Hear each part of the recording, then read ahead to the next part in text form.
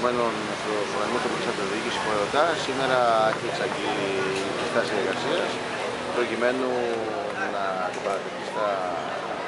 στις εξοδοτήσεις αλλά και στην αυτή πολιτική που έχει σαν σκοπό τη διάλυση των δομών των υπηρεσιών του Δήμου αλλά και του δημόσιου τομέα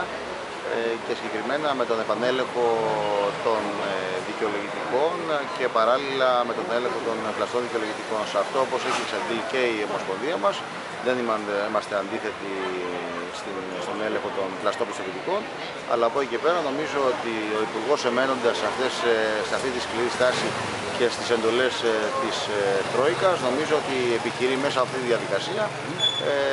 να γεμίσει δεξαμενές όπως έχει αναφερθεί από όλους τους εμπλεκόμενους, προκειμένου να απολυθεί κόσμος από τον δημόσιο και από τους οργανισμούς της αυτοδιοίκησης. Σε αυτό συνίσταται και η σημερινή αυτή κινητοποίηση εδώ στο Μαράζι το Δημοτικό Μέγαρο, που έχει συμμετοχή, θα έλεγα, ικανοποιητική, παράλληλα τα προβλήματα και μπροστά στο χάσιμο του μεροκάματο, όπως έχουμε πει αρκετές φορές. Εμείς θα συνεχίσουμε τον αγώνα μας με όλες τις δυνάμεις που μπορούμε να αντιπαρατεθούμε σε αυτή τη λέλαπα των μέτρων και πιστεύω να δικαιωθούμε. Υπάρχει αυτό το μέτωπο των δημάρχων, όπως έχουμε παρακολουθήσει,